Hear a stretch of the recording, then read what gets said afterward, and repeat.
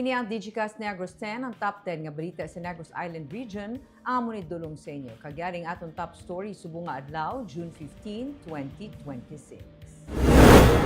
Pagsaka sa balayran sa kuryente, ginanunsyo sa Negros Power bangod sa kulang nga power supply sa Visayas. Maestro patay matapos gipainom sa muriatic acid. Mga pulis ng NPA nag-engkwentrohanay sa Calatrava. Arestado isa ka lalaki nga nagpa-cash in sa peke nga kwarta nga nagabalor sa 10,000 pesos. Kag sa Good Vibes, Victoria City naglunsar sa tourism video. Iratanan sa Digicast Negros 10.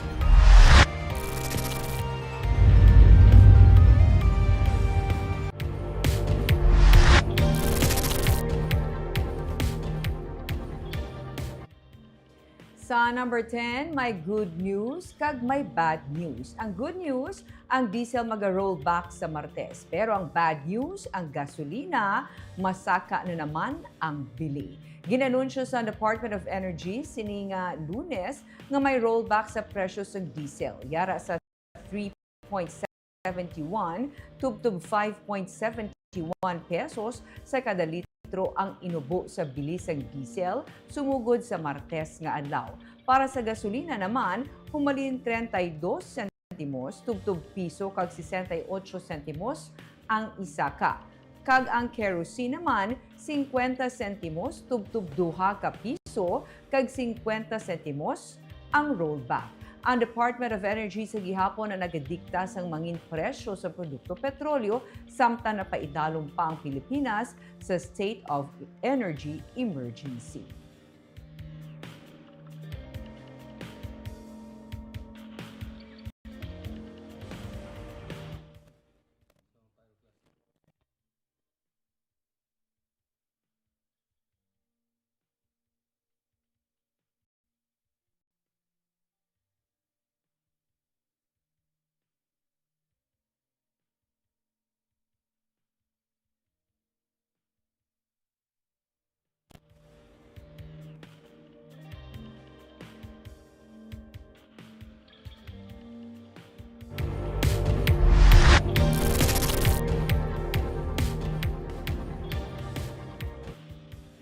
Sa number 9, Regional Task Force El Nino sang RDRRMC sa Negros Island Region ang tigayo na nga naporma. Inisunod kay Office of the Civil Defense NIR Director Donato Sermeno III sa ginpatigan nga interagency nga sinapol sa adtong Hunyo 9. Ang OCD ang magapamuno sini kag co-chair ang Department of Science and Technology suno kay Sermeno. Nalakip sa katapos ang task force ang DILG, DNR, Department of Agriculture, DOH, DepDev, NIA, DOE Field Office Visayas, PIA, kag iban pagid nga ahensya nga ginalantaw sang konseho nga importante. Ang task force ang maga-coordinate kag maga-oversee sa nga kahandaan lakip na magapatuman sang mitigation response kag recovery measures angot sa El Nino sa NIR. Sila man ang maga-monitor kag maga-assess ang impact sang El Nino sa food security, water resources, agriculture, energy, health, environment, public safety, kag iban pagid nga critical sectors. Damlag pa, nagpagwa na sang El Nino alert kag posible nga paglawig sini tubtob sa early parts ng 2027. Ang Negros Island Region base sa resolution ang sarama ka eksperyensya sang epekto sang prolonged dry conditions lakip na paganubo sang water availability kag kapirdehan sa pananom. Pero klaro ni Sermeno, ka-epekto man sang El Nino ang pagpabaskog pagid sang habagat, balantayan man ang mabaskog nga ulan kag pagbaha. Kaya ang forecast sa atong diri, hindi manggit kita hindi wise ang drought. Kundi dry spell lang. Kay para sa drought kay declare daw three consecutive months na no dapat rainfall. Nag-experience ka no rainfall. So pero below average pa lang ang ato ng di ba? Na 2 months pa lang to kag hindi pa continued na 2 months. So sining August kag October or November na below normal.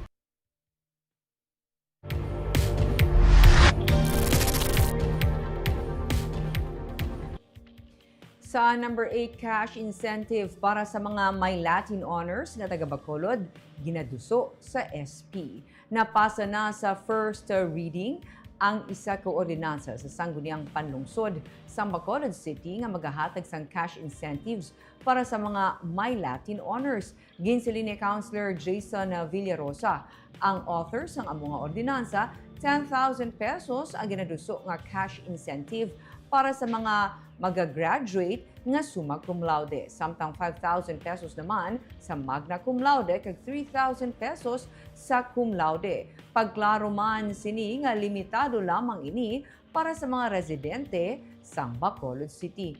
Nasulat man sa ginaduso nga ordinansa nga ma-qualify lamang ang isa ka Latin honor kunyara sa in good standing ang iya status sa eskwelahan. Sarang ini nga ma-avail sa mga estudyante sa mga pampubliko kag pribado nga eskwelahan. Suno kay Villarosa, ang paghatag sang ini nga incentives ang magaduso pagid sa mga college students sa syudad nga mangin matutom sa ila pag-eskwela. Yes, proposed ordinance this will be boost sa aton nga mga students and also hopefully an inspiration sa ila nga they will do good sa ila pag-eskwela kay once mag-approve ini nga ordinance and pag-graduate nila may ara sila Latin honors, they will be receiving cash incentive from the city.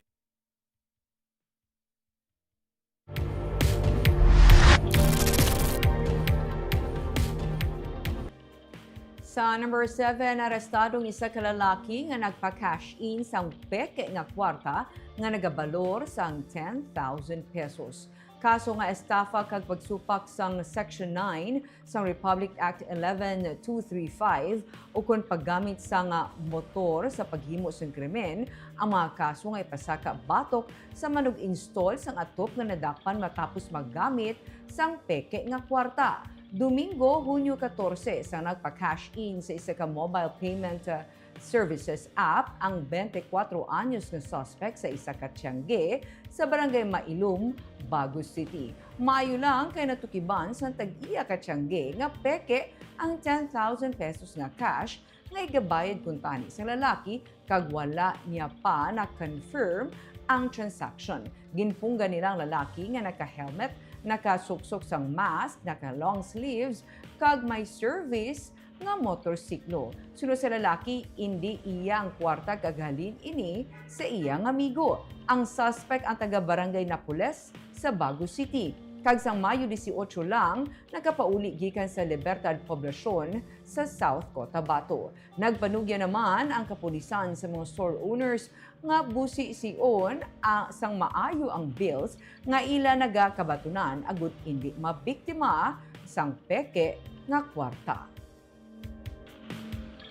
The Bangko Sentral are changing our banknotes o atong nga bills naton para is also to increase sa natawag nga security features sa atong nga kwarta. So dugay na ni mga modus operandi most likely sa mga areas where nga mga far-flung areas, mabisi nga mga stores, especially mga tigulang ang gabantay, na way much more knowledge nga natawag nga fake or counterfeited nga mga bills in which mabiktima sila. All this case sabihin sa may Bago City Component Police Station, nangin successful ang awareness nga ginimo sa aton nga mga kapulisan subong man other agencies involved nga maghatagan immediately or may awareness ang aton nga mga kabaligya o naganegosyo para hindi sila mabiktima para yusin nga mga insidente sa paggamit sa fake money.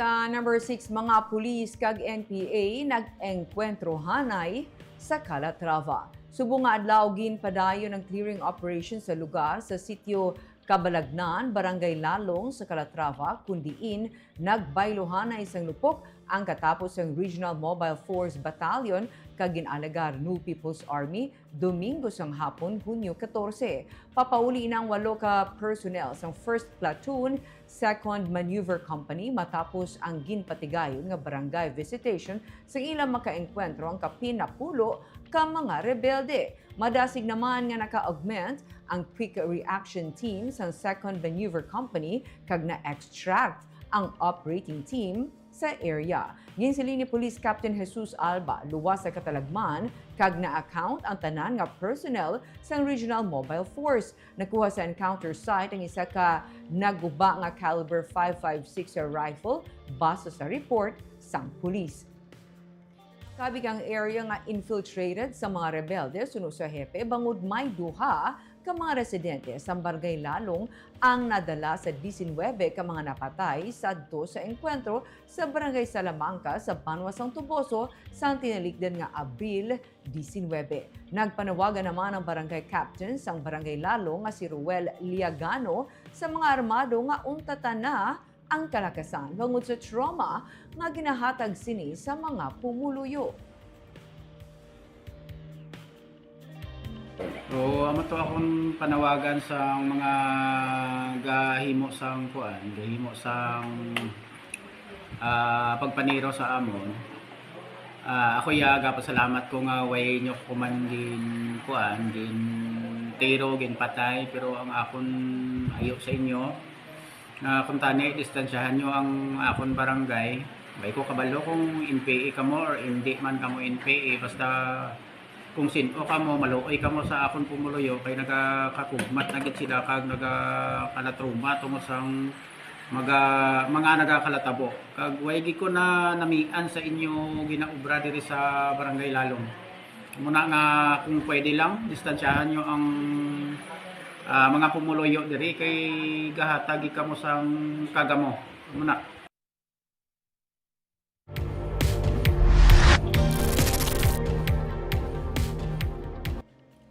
Sa number 5, enrollment humalin sa kindergarten padulong sa senior high school sa idalom sang DepEd Negros Occidental Division sa private kag public schools ang halos yara sa 280,000. Sa quick count nga datos sang DepEd as of June 15, may 264,000 ka na-enroll nga estudyante sa pampubliko nga eskwelahan suno kay Negros Occidental Schools Division Superintendent Gladys Amilaine Sales. 15,936 naman ang naka-enroll sa private schools. Kung ipangit sa datos sa nagligad nga school year, suno kay Sales, hindi maglayo ang datos. Mga 280,000 ang nagpa-enroll sa 2025-2026 nga school year. Suno kay Sales, ang trend ganamutika nila karon ang mga declining o kung nagapanubo ang kadamuon sang nagapa-enroll. Mahimo dalaman sang paglubo sang population.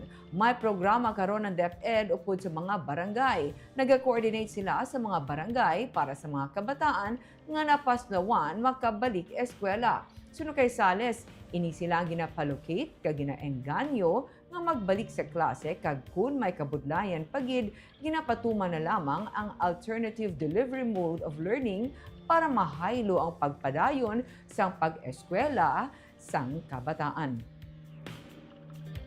Sang Hunyo ang pagbaton sang late enrollees suno kay Sales. Ilitan na kadina, especially kung school age ang bata. Actually, ganing wala ga-enroll, ginapangita, ginanamon. Ay, okay. May ara kami subo nga strategy nga mapabulig kami sa barangay. Tapos sila mangita sang bata kahit hindi naman namon Locate. oo, kahit may mga obrang teachers so sila na to mangita kay balaan na nila ilang mga constituents. Tapos sila madulong sa school or pwede man i-arrange ang alternative delivery mode.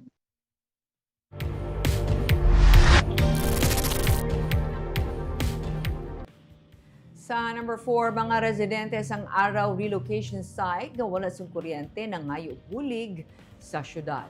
Nagpadulong sa Bacolod City Government Center sang Lunes sang aga ang mga residente sang Araw Relocation Site sa Barangay Vista Alegre agud magpabutyag kay Mayor Greg Gasataya sang ilang kabudlayan sa pagpatakod sang kuryente. Ginsiling ni City Administrator Attorney Mark Steven Mayo kapin sa 80 ka mga balay sa relocation site ang hasta sa karon wala pagid sang kuryente. Sunod sa mga residente, nagatap sila sang una sa iban nga linya agud makakuryente sila. Apang sa pag-inspect sa Negros Electric and Power Corporation sa lugar, ginapang disconnect ini bangod iligal. Matapos ang nasambit nga insidente, nagpabutyag ang kapin 80 ka mga homeowners nga wala gid sila sang suga sa ilang mga balay. Dugang ni Mayo, magapakig-angot sa ang syudad sa NEPC agud mapabutangan sang temporaryo nga poste ang lugar samtang wala pa matungan ang electrification program sang syudad sa relocation site. Antes sini, iga-check anay sa syudad kung tanan nga mga nag-aistar dito, mga awardees. Sino kay Mayo, mayara na sang kapin 1,000 households sa lugar. So karon ang obrahon naton, we will meet with NEPC para matun-an ining temporary kag immediate nga solusyon nga kung mahimo makabutang bala si NEPC anay mga poste and then makatakod kuryente for the temporary connection. And then on the part naman niya sang city, we will have to expedite ining electrification program nga ang syudad ang makapatindog sang permanente na gidyang nga mga poste.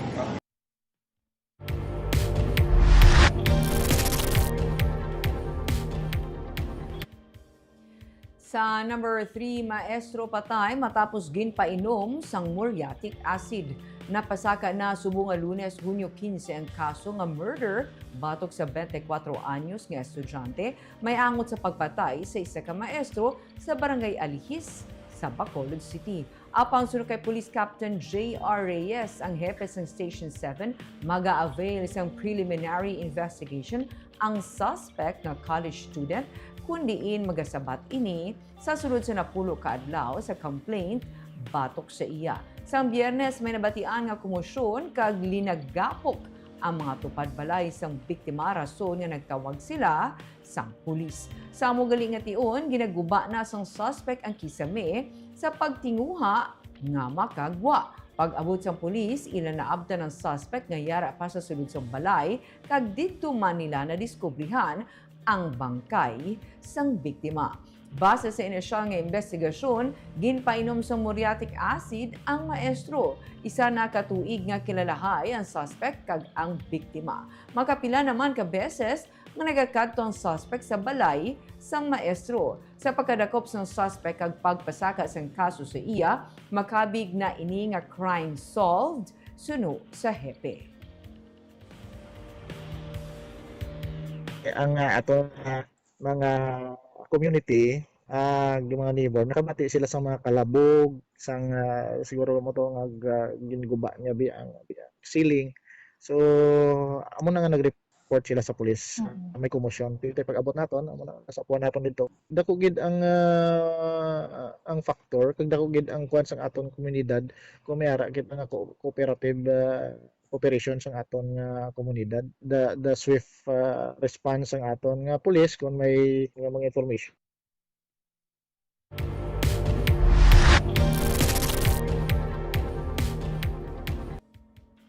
1,249 ka hektarya sa mga katubuhan sa Visayas ang nahalitan sang RSSI. Drone kag manual spraying gingamit para mapamatukan ang amo nga peste.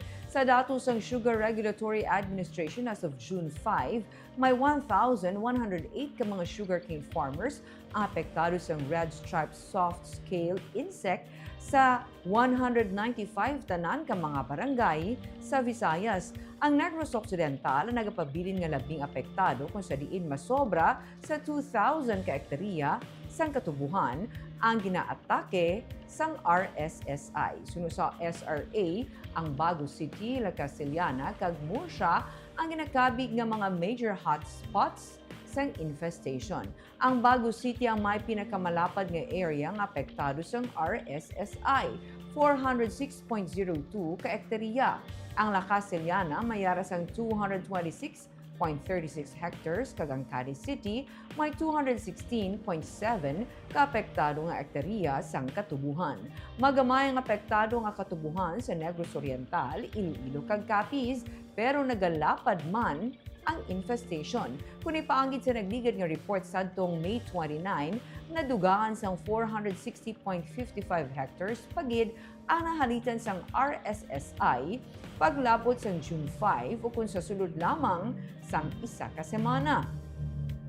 Ginpabaskog sang SRA ang bulig sa mga manghuma nga apektado sang RSSI pagi sa drone application operation. Sa atong June 11, ginpatuman ini sa Hacienda Agbo, Barangay Kamandag, La Castellana. Ang paggamit sa drone technology sa ka-component sang mas ginpabaskog nga tikang sang SRA para matap na ang paglapta pagid sang RSSI.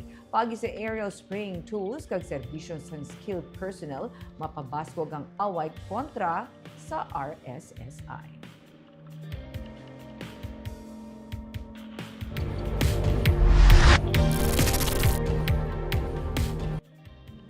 Kag sa number 1, Negros Power nag-anunsyo nga ang balayran sa kuryente para sa bulan sang Hunyo magasaka sa masobra 2 pesos.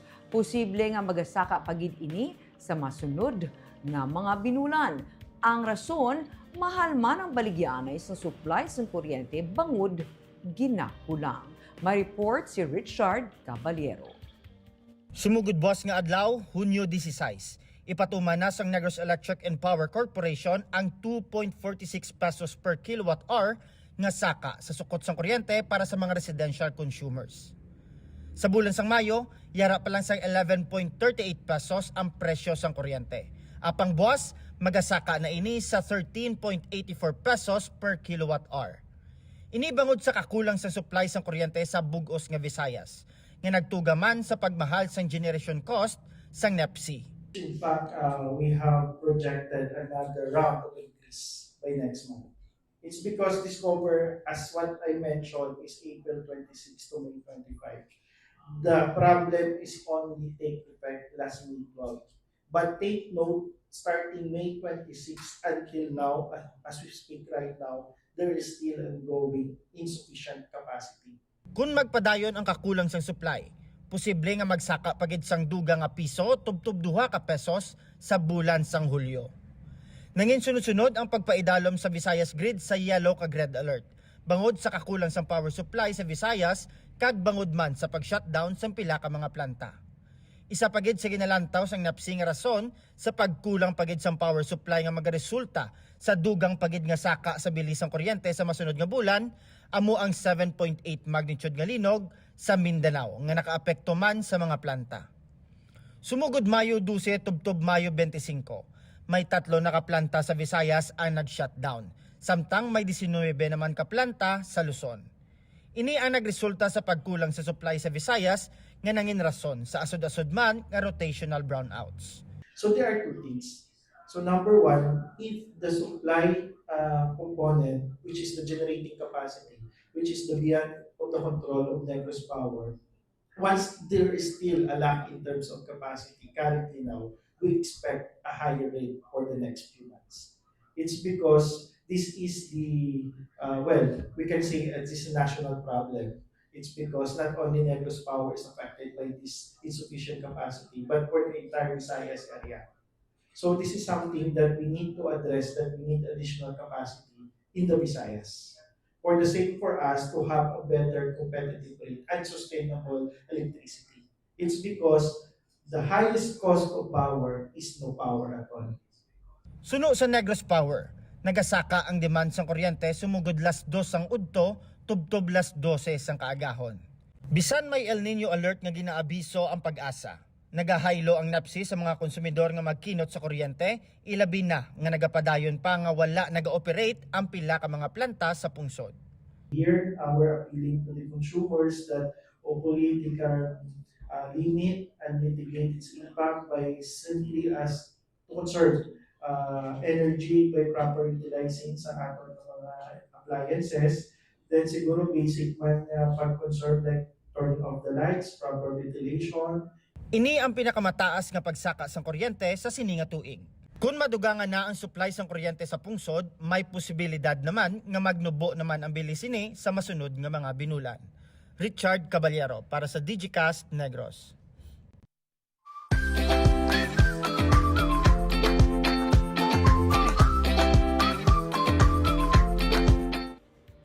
Sa Good Vibes, Victoria City naglunsar sa tourism video nga may tema nga Choose Your Own Adventure.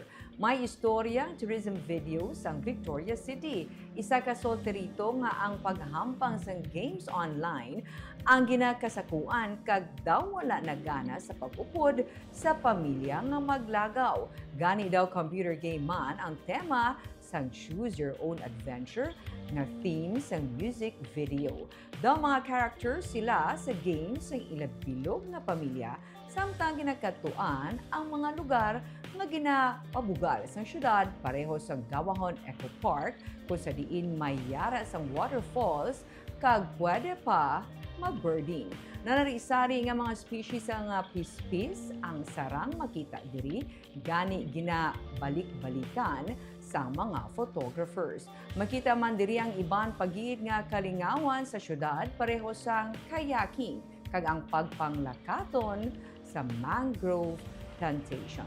Bida man sa video mga produkto sa syudad halin sa local brands ng sardinas pagkato sa mga utan, kararuton, prutas, kag syempre tubo. Ang kapistahan sa syudad ang parte man sa video pati na ang mga pagkaon. Ikaw lang pili kung ano ang luyag mo nga madason nga adventure sa Victoria City.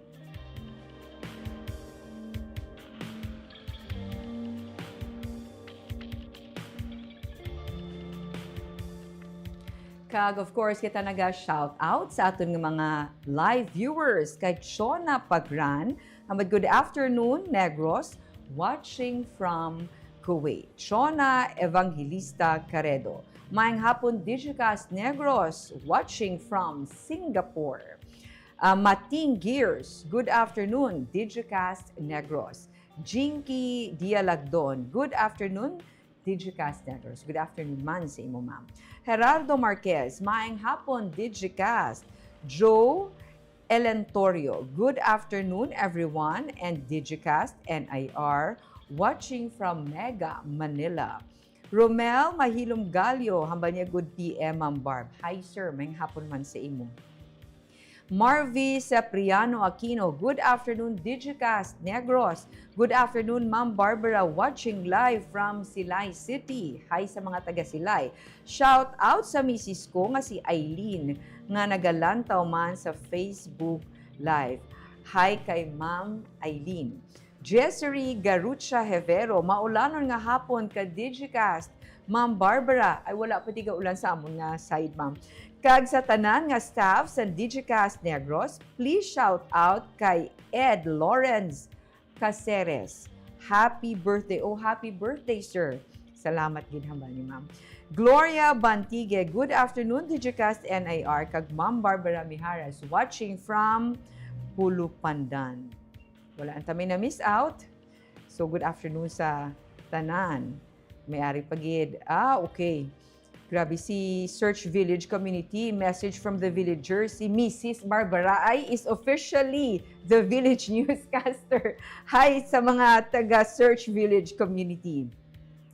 May-ari pagid. Deseline Hapitana Dumangkas. Good afternoon. Watching from Fortune Town. Greetings to my family, especially to my husband and son, Jalsen and Jalsen Ian. Kagamuya itong top 10 stories of the day. Tub-tub buwas. Ako si Barbara Mijares. Maayong gabi.